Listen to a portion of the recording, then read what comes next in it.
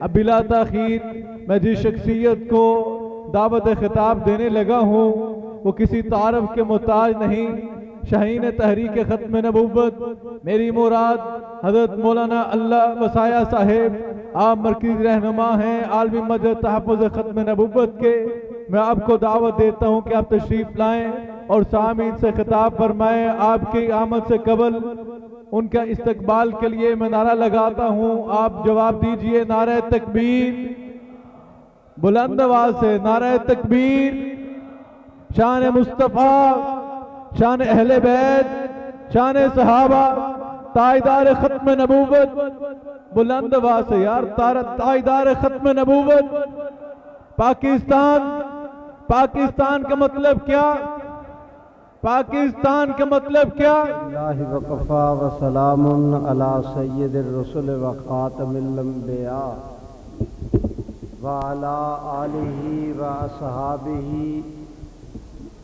الذین هم خلاصۃ العرب العربا وخیر الخلائق بعد الانبیاء اما بعد اللہم صلی علی سیدنا محمد عبدک ورسولک وصلی کذالک علی جمیع الانبیاء والمرسلین وعلی الملائکۃ المقربین وعلی عباد اللہ الصالحین اجمعین الی یوم الدین۔ صدر گرامی، حضرات علماء کرام، سامعین محترم، برادران اسلام، سب سے پہلے میں شکریہ ادا کرتا ہوں متحدہ جمعیت اہل حدیث ضلع حافظ آباد کا کہ انہوں نے تمام مکاتب فکر کی قیادت کو آپ حضرات کے سامنے جمع کر کے ایک حسین گلدستے کے طور پہ پیش کیا۔ ابھی ہمارے ملک کے عزیز کے نامور خطیب اور رہنما وہ آپ حضرات کے سامنے بہت ہی انتہائی قیمتی گفتگو فرما رہے تھے۔ ان کے ایک ایک لفظ کی تائید کے ساتھ گفتگو کو آگے بڑھاتے ہوئے انتہائی اختصار کے ساتھ درخواست گزار ہوں کہ ہمارے ملک کے عزیز میں 2 اکتوبر 2017 سے لے کر اس وقت اپریل کے یہ پہلے اشرہ تک قریباً 6 مہینے سے ایک بحث چل رہی ہے۔ وہ بحث ہے حلف نامہ اور اقرار نامہ کی۔ ابھی تک وہ یہ ساری بے قراری ابھی اس کو قرار نہیں آیا اور یہ مسئلہ جوں کا توں باقی ہے۔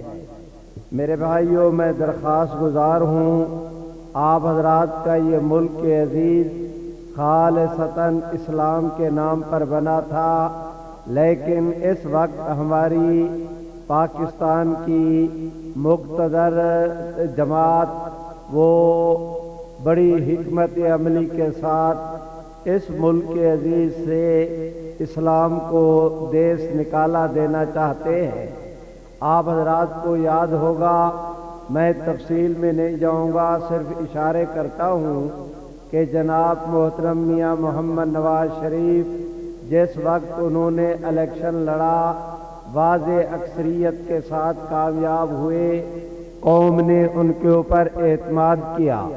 انہوں نے اپنے پہلے خطاب میں وہ جو جناب ذوالفقار علی بھٹو کے زمانہ میں پاکستان کی قومی اسمبلی نے متفقہ قرارداد کے ذریعے جمعہ کی چھٹی کی تھی، میاں صاحب تشریف لائے، انہوں نے جمعہ کی چھٹی کی بجائے اتوار کی چھٹی کر دی۔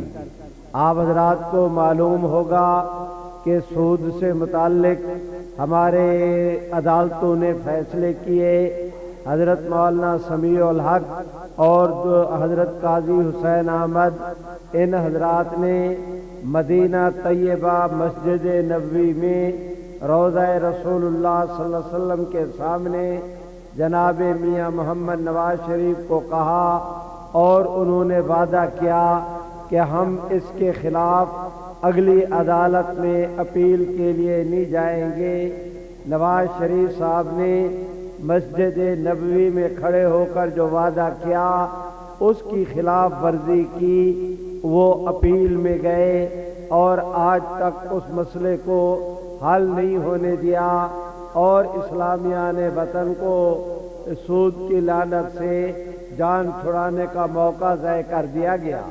حضرات گرامی، آپ دوستوں کو یاد ہوگا جناب میاں نواز شریف صاحب جس وقت برسر اقتدار آئے تھے تو انہوں نے اپنی کیبنٹ کی ایک میٹنگ میں بڑی وضاحت اور صراحت کے ساتھ کہا کہ امریکہ پاکستان کے سارے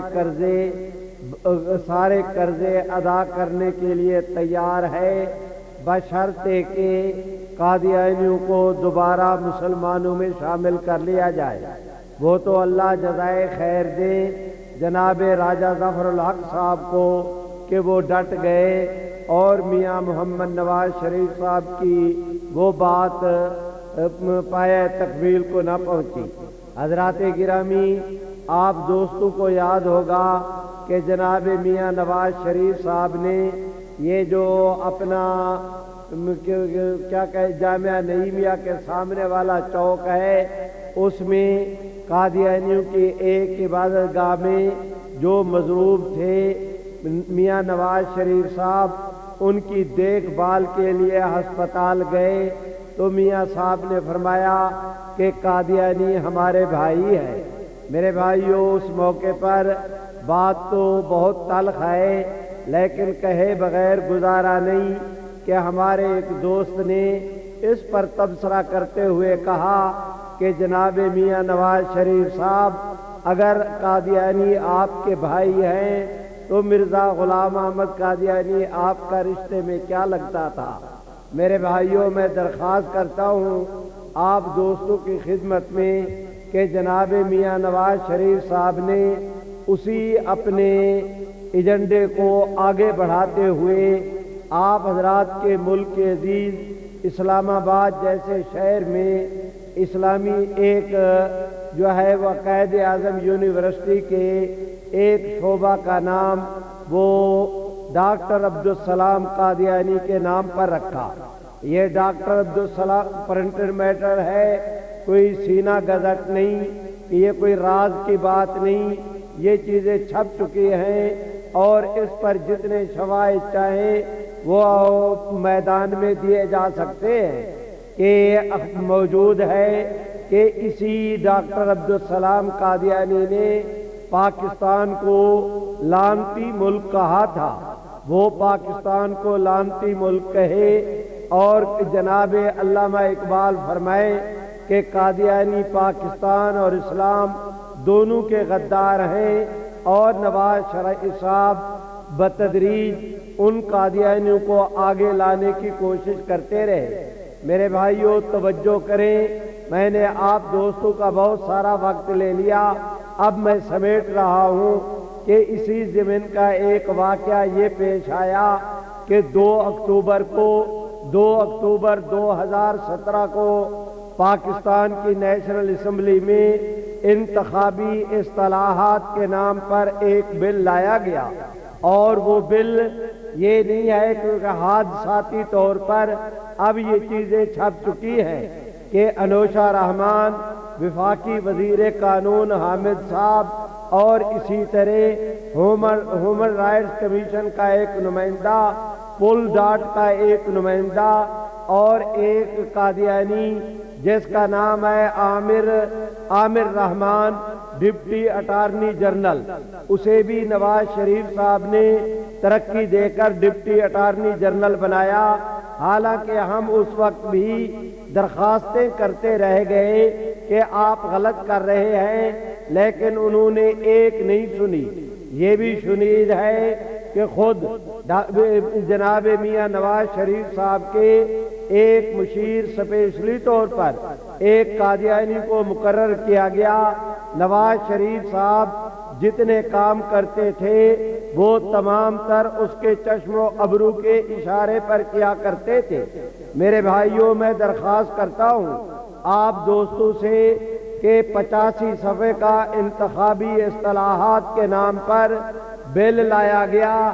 ان کا پہلے خیال یہ تھا یہ یورپی یونین کے سفارتکاروں سے وعدہ کر کے آئے تھے کہ ہم قادیانیوں کو اس ملک میں مسلمانوں میں شامل کرنے کی راہ نکالتے ہیں کہ جہاں پر ووٹ بنتے ہیں پہلے مسلمانوں کے علیحدہ غیر مسلموں کے علیحدہ، اب قادیانیوں کے ووٹ مسلمانوں میں شامل ہو جائیں گے، ہم راستہ نکالتے ہیں۔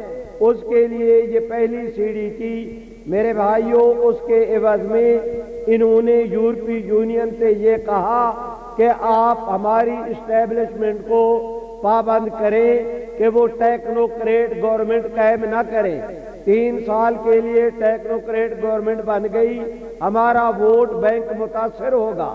میرے بھائیوں، چنانچہ ان کے اس بل کے لانے کے بعد یورپی یونین نے ہماری اسٹیبلشمنٹ کو لکھا کہ آپ نے اگر ٹیکنوکریٹ گورنمنٹ بنائی، ہم پاکستان کے ویزوں پر نظر ثانی کریں گے۔ اس کے بعد وہ تجویز دفن کر دی گئی، یہ بلا وجہ نہیں، اس کے پیچھے باقاعدہ تیاری تھی۔ جناب میاں نواز شریف صاحب اور ان کے رفقا صریحاً جھوٹ اور غلط بیانی سے کام لے رہے ہیں کہ ہمیں پتہ نہیں کہ یہ سازش کس نے کی۔ بعض کہتے ہیں کہ جی وہ ایک مسٹیک ہو گیا، یہ سوچی سمجھی سکیم تھی۔ انوشا رحمان اور وفاقی وزیر قانون اور دوسرے حضرات اس میں برابر کے شریک تھے۔ یہ حضرات بل لائے، ان کا خیال تھا کہ اتنا لمبا بل پہلے تو سرے سے پڑھے گا کوئی نہیں، اگر کسی نے پڑھا تو سمجھے گا نہیں، اگر سمجھا تو بولے گا نہیں، اگر کوئی بولا تو سنے گا کوئی نہیں، اگر کسی نے سنا تو ان کا ساتھ نہیں دیں گے۔ اگر ساتھ دینے پہ آمادہ ہوئے تو 2 دن کے بعد تھک کر یہ لوگ بیٹھ جائیں گے اور ہم اپنے مقصد میں کامیاب ہو جائیں گے۔ میرے بھائیوں، اس گئے گزرے دور میں رب کریم کے کرم کا اور رحمت عالم صلی اللہ علیہ وسلم کی ختم نبوت کے اس زندہ معجزے کو آپ حضرات ملاحظہ کریں کہ 2 اکتوبر کی شام کو اسمبلی کے اندر بل پیش ہوا، اگلے دن صرف درمیان میں رات گزری، صبح ہونے سے پہلے کراچی سے لے کر خیبر تک اللہ نے پورے ملک کو، اسلامیان وطن کو، محمد عربی کی امت کو رحمت عالم کی ختم نبوت کے لیے ایک بنیاد پہ اتفاق کے ساتھ کھڑا کر دیا۔ اب گورنمنٹ کو بجائے لینے کے دینے پڑ گئے۔ کبھی تو لگے کہنے کہ یہ ہماری غلطی تھی، کبھی کہنے لگے مسٹیک ہوا، کبھی کہتے ہیں کہ 1-2 لفظ کی بات تھی۔ میرے خیال میں دن میں جو ہے وہ اپنا گرگٹ اتنا رنگ نہیں بدلتا جتنے حکومت نے رنگ بدلے۔ لیکن اسلامیان وطن، آپ یہ سن کر خوشی محسوس کریں گے کہ پاکستان کی پارلیمنٹ کی تاریخ کا انوکھا اور نرالا واقعہ کہ آج ایک ترمیمی بل منظور، آج ایک قرارداد منظور ہوئی، ایک دن چھوڑ کر 2 کو قرارداد منظور ہوئی، 3 کو چھوڑ کر 4 تاریخ کو دوبارہ اسی پارلیمنٹ میں اس ترمیم میں، اس قرارداد میں ان کو ترمیم کرنی پڑی۔ میرے بھائیوں، 1 منٹ آپ دوستوں کا اور لیتا ہوں اور درخواست گزار ہوں کہ انہوں نے 7B اور C کو بھی حذف کر دیا۔ آپ دوست سوچیں گے 7B اور C کیا ہوتی ہے؟ برادران عزیز، اگر ایک قادیانی ایک حلقے میں مسلمانوں کے اندر اپنا نام لکھا دے، اسی حلقے کا کوئی آدمی مجاز اتھارٹی کو، پریزیڈنٹ آفیسر کو جا کر درخواست دے کہ یہ قادیانی ہے، مسلمانوں میں نام لکھوایا، وہ اس کو سمن جاری کرے گا، قادیانی عدالت میں آنے کا پابند ہوگا، آنے کے بعد پوچھا جائے گا تم قادیانی ہو یا مسلمان، وہ کہے کہ میں قادیانی ہوں تو اس کا ووٹ مسلمانوں سے کاٹ کے قادیانیوں میں درج کر دیا جائے گا۔ وہ کہے کہ میں مسلمان ہوں تو اسے کہا جائے گا کہ تم اس حلف نامے پر دستخط کرو کہ میں مرزا غلام قادیانی اور اس کے ماننے والے لاہوری اور قادیانی دونوں کو کافر سمجھتا ہوں۔ اگر وہ دستخط کرے گا تو مسلمانوں میں ووٹ رہ جائے گا، اور اگر دستخط نہیں کرے گا مسلمانوں میں ووٹ نہیں رہ سکتا۔ ہمارے لیے مشکل پیدا ہو گئی کہ انہوں نے جو ہے وہ 7B اور C کو بھی حذف کر دیا۔ میرے بھائیوں، چنانچہ ہمارے جناب ایاز صادق صاحب نے اور ہمارے موجودہ پرائم منسٹر نے ہمارے پاکستان کی پارلیمنٹ کے جن جن جماعتوں کی نمائندگی ہے ان سب حضرات کا اجلاس بلایا، اور اس میں طے ہوا پاکستان پیپل پارٹی، تحریک انصاف، نون لیگ، کاف لیگ، جمعیت علماء، جماعت اسلامی، نیشنل عوامی پارٹی، MQM غرضے کے تمام جماعتوں نے کہا کہ آپ اس کو لے کر آئیں 7B اور C کو، ہم اس کی بحالی میں مخالفت نہیں کریں گے۔ چنانچہ قومی اسمبلی کا اجلاس ہوا، 5 دن جاری رہا، ملتوی کر دیا گیا۔ سینٹ کا اجلاس ہوا، 5 دن جاری رہا، ملتوی کر دیا گیا۔ لیکن جن قوتوں نے وہ سازش کی تھی ان کے سامنے بند باندھا گیا۔ ان قوتوں نے اس ترمیم کو، اس جو ہے وہ اپنا بل کو، اس ترمیمی بل کو ایجنڈے پر نہ آنے دیا۔ اب ادھر اجلاس ملتوی ہو گئے، ادھر ہمارے چیف الیکشن کمیشن نے یہ اعلان کر دیا کہ ہم انتخابی فہرستوں کو حتمی شکل دینے جا رہے ہیں۔ ہمیں ڈر لگا کہ اگر ایک قادیانی کا ووٹ بھی مسلمانوں میں درج ہو گیا ہم لوگ تو شکست کھا جائیں گے۔ میرے بھائیوں، اب سینٹ کا اجلاس نہیں ہو رہا، قومی اسمبلی کا اجلاس نہیں ہو رہا، حکومت وعدے کے باوجود ترمیم لانے کے لیے تیار نہیں، ادھر انتخابی فہرستوں کو حتمی شکل دی جا رہی ہے۔ ہمارے پاس سوائے اس کے اور کوئی راستہ نہ رہا کہ ہم نے رب کریم کی رحمت کی ڈھیری پہ ہاتھ رکھا اور چپ کر کے ہم ہائی کورٹ کے اندر چلے گئے۔ میرے بھائیوں، آج شام کو ہائی کورٹ کے اندر ریٹ پٹیشن دائر ہوئی، اگلے دن کی پیشی لگی، جج آئے، اپنی کرسی پہ بیٹھے، 3 گھنٹے ہمارے وکلاء نے بحث کی۔ 3 گھنٹوں کے بعد ہائی کورٹ کے جج نے 4 صفحوں کا ٹھوک کر فیصلہ لکھا کہ حکومت کی تمام تر ترمیمات معطل۔ اس فیصلے کا ہمیں فائدہ یہ ہوا کہ کراچی سے لے کر خیبر تک ایک ووٹ بھی قادیانیوں کا مسلمانوں میں نہیں بن سکا۔ ان کے سامنے یہ سد سکندری قائم کر دی گئی۔ اب گورنمنٹ کے لیے مشکل یہ کہ انتخابات سر پر ہیں، اگر وہ کام کرنا چاہتے ہیں ان کی ترمیم معطل ہے، پچھلے قوانین رہے نہیں، مرتے کیا نہ کرتے۔ 25 نومبر کو یہ اسمبلی کے اندر دوبارہ 7B اور C کی بحالی کا بل لائے، اور اس دن چشم فلک نے یہ نظارہ دیکھا۔ میں کس زبان سے آپ دوستوں کے سامنے یہ درخواست کروں، بھلا اندازہ کریں، کہاں 1974، کہاں 2017، 43 سال کے بعد آپ حضرات کے ملک عزیز میں رب کریم کی رحمت سے پوری قوم نے یہ ایک نظارہ دیکھا کہ اس دن 25 نومبر کو کراچی سے لے کر خیبر تک نیشنل اسمبلی کے جتنے ممبران اس اجلاس کے اندر موجود تھے، ایک ممبر نے بھی مخالفت نہیں کی۔ پوری اسمبلی نے مل کر 43 سال کے بعد ایک دفعہ پھر قادیانیت کی پشت پہ متفقہ طور پر کفر کا ٹھپا لگایا۔ آج میں اس پوزیشن میں ہوں، ہائی کورٹ کا فیصلہ آ چکا ہے، ان کا اجمالی فیصلہ آ چکا ہے، تفصیلی بھی آیا چاہتا ہے۔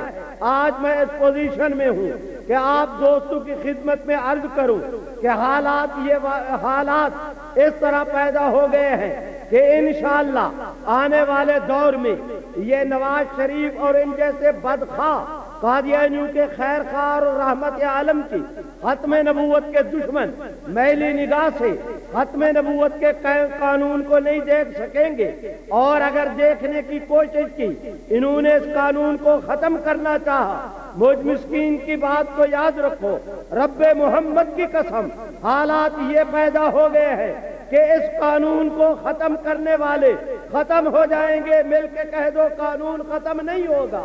جو کہتے ہیں نہیں ہوگا، جو کہتے ہیں نہیں ہوگا وہ زور کے ساتھ کہیں یہ قانون ختم بس اسی پر اکتفا کرتا ہوں.